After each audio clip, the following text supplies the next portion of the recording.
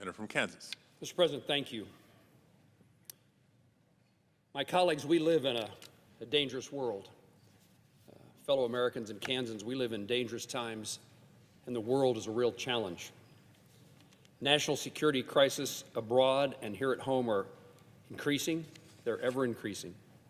Iran launched a full-scale attack on Israel. Hamas has stated its intent to wipe Israel off the map. Russia continues its brutal aggression in Ukraine. And China is rapidly modernizing its military and using companies to spy and track on Americans. Each of these conflicts are interconnected, and it would be naive to send aid to Israel but take a pass on supporting Ukraine, Taiwan, or other allies. It's vital to the United States to be a steadfast and reliable partner in the midst of so many dangers that threaten the world and our own nation's peace and prosperity. In a joint Fox News op-ed with former Secretary Mike Pompeo, we stated, "The preservation of freedom requires enormous effort. Indeed, liberty demands the marshaling of every resource necessary in its defense against those who would see it destroyed." Vladimir Putin has chosen to pursue the reconstitution of the Russian Empire according to his own vision of Russian history. He has made clear that his aspirations go beyond Ukraine, and he views NATO as Russia's enemy. And under Putin's leadership, Russia is increasingly collaborating with other nations who oppose us, Iran and our most powerful adversary, Communist China.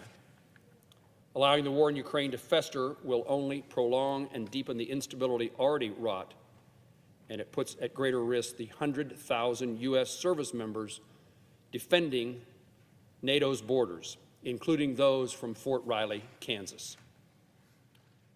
I have said from the beginning, the world is better and a safer place if Ukraine wins and Russia loses.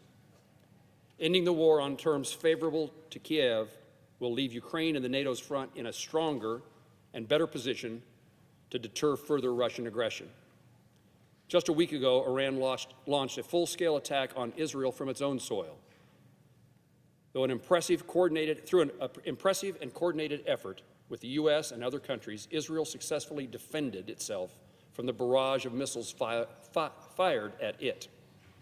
It was a victory for Israel, but Iran has demonstrated that it is capable and willing to act on its desire to eliminate the state of Israel. Standing with Israel and Ukraine also means standing with our pro-Indo-Pacific partners. We cannot be tough on China and weak on defending Ukraine and Israel. The Pentagon describes China as the most comprehensive and serious challenge to U.S. security. The Japanese Prime Minister stood before Congress just a few days ago and reaffirmed that Japan is already standing shoulder to shoulder with the United States. The U.S. must send the message that we are committed, that we are standing shoulder to shoulder with our allies in the Indo-Pacific. The bill that we are about to debate, discuss, and presumably vote on allows the U.S. to respond to immediate needs as China increases its military provocation of Taiwan, while also modernizing our own U.S. fleet to compete in the Pacific. It is in America's vital national interest to assist Ukraine in repelling Russian invasion, assist Israel in driving out terrorism, and assist our Indo-Pacific partners in standing up to China's threats. We must project strength. Failure to do otherwise undermines our credibility, and that undermining of credibility, unfortunately, resonates around the globe. That credibility was already damaged after the administration's disastrous and chaotic withdrawal from Afghanistan. Additionally, in this funding package, a majority of those funds provided to Ukraine and those provided in previous packages will be directly injected back into the U.S. economy. There's been a significant amount of misinformation on this bill, and it's important to clarify. 70% of the funding in the Ukraine bill, $42 billion of the $60.8 billion, will be used to replenish U.S. stockpiles and develop, produce, and purchase U.S.-made weapons, including weapons from production facilities in Kansas and the Kansas City area. This package also requires the administration to develop a strategy to support Ukrainian victory. The American people deserve to know the objectives of supporting Ukraine, our interests as they relate to this war, the cost of not satisfying those interests, and an estimate of the resources that are needed. The supplemental will deliver on all these aspects. There is no path forward for Ukraine. There is no path forward for Israel or for Taiwan if the United States of America disengages in the world.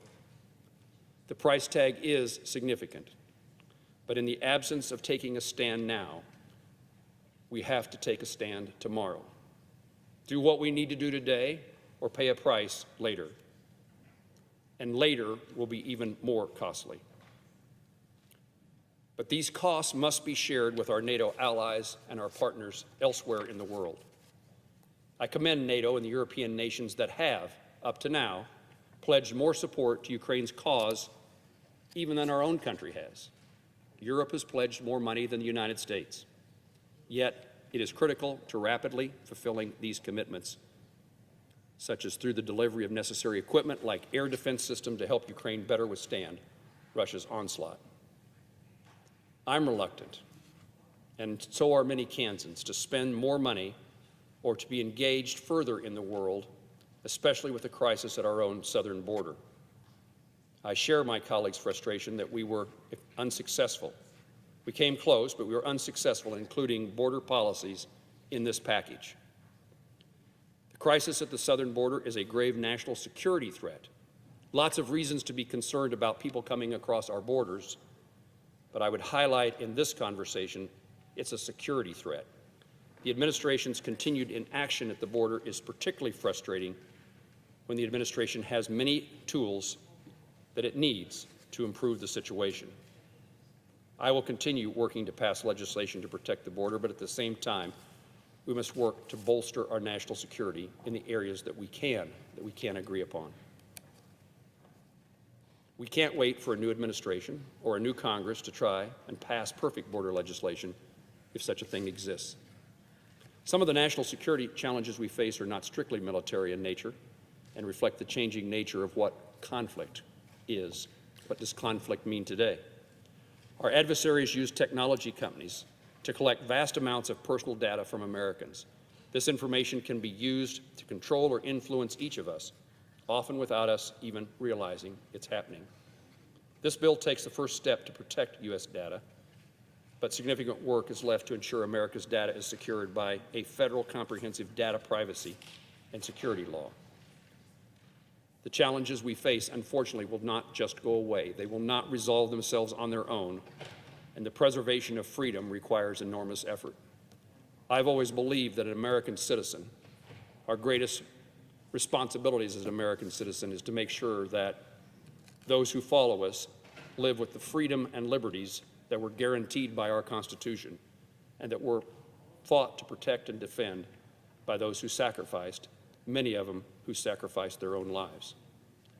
This week, we have an opportunity to deliver on that effort, to live up to our responsibilities as Americans, to be a steadfast and reliable partner.